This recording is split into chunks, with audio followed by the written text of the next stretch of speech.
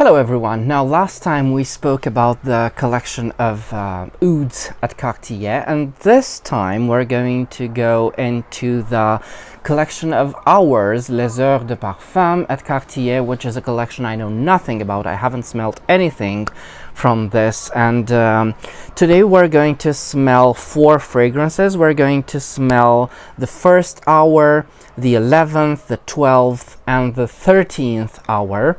And unfortunately, I already recorded, or I thought I was recording the video, and apparently it turns out that I haven't recorded anything. Sometimes that happens, so this is the reason why.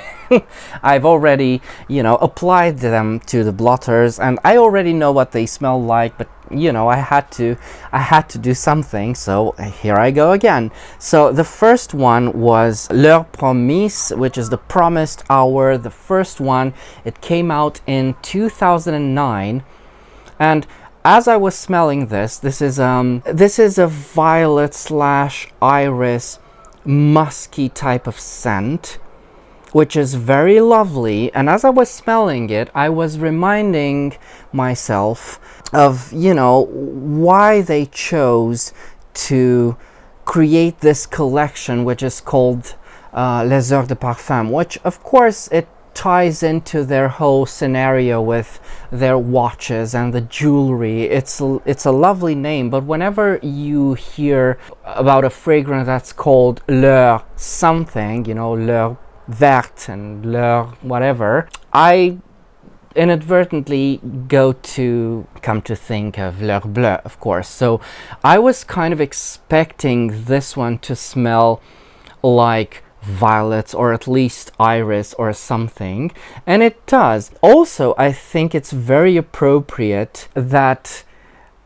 Mathilde Laurent also made another fragrance for Guerlain, which was Guet-Apens, and that one was this roaring, audacious 80s style bombastic fragrance, another violet scent, which was so lovely, which is sadly not available anymore. And I think there are some common parts between Guet-Apens and what I'm smelling here, the promised hour. However, the promised hour is a lot tamer, it's a lot fresher, it's a lot greener. At times I said it reminded me of De Profundis by Serge Lutens because of that leafy, dark greenery. However, De Profundis is, another story in itself. But it's that same, almost Chanel number 19 type of green violet, and also that galbanum green of Chanel Cristal, and the same scent. It is a lovely, lovely scent, this one. Definitely beautiful. Now, let's move on. Pretend we haven't smelled them before. Let's move on to the 11th hour, which is L'Heure Perdue, I think it was called. Yes, L'Heure Perdue. Now, this one was very, very interesting because, first of all, there are no notes listed on Fragrantica, and I'm too lazy to search on the official website. But this, to my nose, comes across, first of all, it's very milky, it's very lactonic, but it's also fruity in terms of, it's like a fuzzy peach / apricot smell.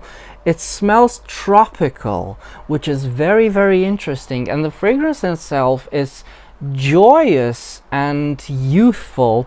And I'm very curious if the 11th hour refers to the AM or the PM, because I don't know, it might just be the in the morning, before noon, when you're on the beach, maybe sipping something tropical, something freshly squeezed. It's definitely juicy, and it's so delicious. It's a yummy scent. I hope this is still in production. This is a very, very lovely scent. Now let's move on to the 12th hour, which I didn't get around to smelling when I realized I wasn't recording. Alright, so in the 12th hour, there's definitely something oody. Oh yes, definitely something oody. And I said it kind of gets better and better. I'll have to check if there are notes for this. But again, something floral. I think it's an oud rose and patchouli, because there's something minty in this. Something minty or camphorous, which might be, oh yes, I was wrong. It's camphorous, it's balsamic, it's a resin. This is olibanum. It's not oudi, it's olibanum. And it's so clearly olibanum in the 12th hour. All right, this is almost, you know, it's very grave, right? The 12th hour. It's almost biblical. It's definitely churchy. But it's a floral type of incense. Bit rosy. And this one is also a bit fruity as well. It's a bit aldehydic with, again, a bit of a tropical side to this one. This is lovely. It's either, you know, apple or banana, something. I'm so terrible with fruits and with fruity smells in fragrance. I can never tell you the difference between, you know, an apple and a banana. In real life I know the difference, but in fragrance it's so difficult. But it's definitely something fruity, overripe, aldehydic, juicy something. Now let's search for the notes. L'heure mystérieuse. Okay, the mysterious hour. All right. And do we have notes? We have notes. I don't know why for the other one we didn't. So it's an incense, patchouli, elemi resin, jasmine. The page just went offline. There it is. So incense, patchouli, elemi resin, jasmine, coriander, and nutmeg. Which isn't very helpful, but at least I know there's both patchouli and incense, so I wasn't terribly wrong. And that, you know, jasmine, as they cite, I think it's more on the fruity side of things. I'm sticking with my nose, I'm sticking with my ideas, because at times it's like I'm smelling parts of Embrun d'Ylang, which is jasmine ylang at Guerlain, and that one's a very tropical scent as well. I'm telling you, there's something tropical about this scent, but it is, again, very, very well done. It's a lovely, lovely scent. It's one of the most interesting incense fragrances I've ever smelled. Definitely something I would love to own. I would love to have this one. And the last one for today, I'm guessing this video is a rather short one because I gave you my impressions quite, you know, fairly quickly. The last one will be the 13th hour. I don't know if there are any other hours after this. The 13th hour, which is, I guess, 1 p.m. Again, fruity. Fruity, fruity, fruity. What is it? Is it apple? This one's a smoky, fruity, smoky, leafy, patchouli, guayaki. It's very dark, woody, but it started out very fruity, which I'm guessing vanilla is involved. Oh, it's one of those. Yes, and it reminds me of Patchouli 24 from Le Labo or Hiram Green's Hide. So it's that very, very dark benzoin, vanilla, guaiac type of scent, which is dark and sweet but very smoky. It's like burning leaves in the autumn. It's quite an interesting scent. However, I think it's, I think I've quite seen this before. So, first of all, I need to tell you that, so L'Heure, the 12th hour came on in 2009, so they didn't produce them in order, which is such a missed opportunity. So this one's the 13th hour, which is just called Treizieme Heure. Nothing, doesn't have a nickname, a moniker. And this one came about in 2009 as well. Alright. But at least we have notes. So the notes are birch, holly, and mate. Alright. Definitely leather, patchouli, vanilla, and bergamot. So I was right. This is vanilla patchouli, sort of.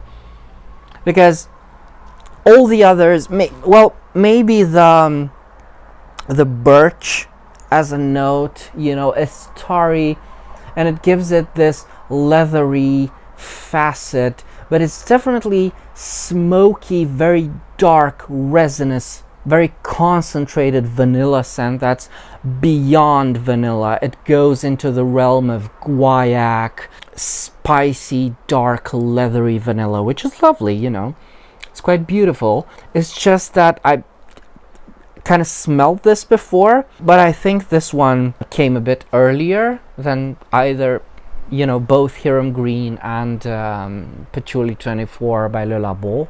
I'm not sure, I'll search for this, too lazy to do so right now. So it is quite interesting, but then again, always there's these fruity aldehydic facets which fascinate me.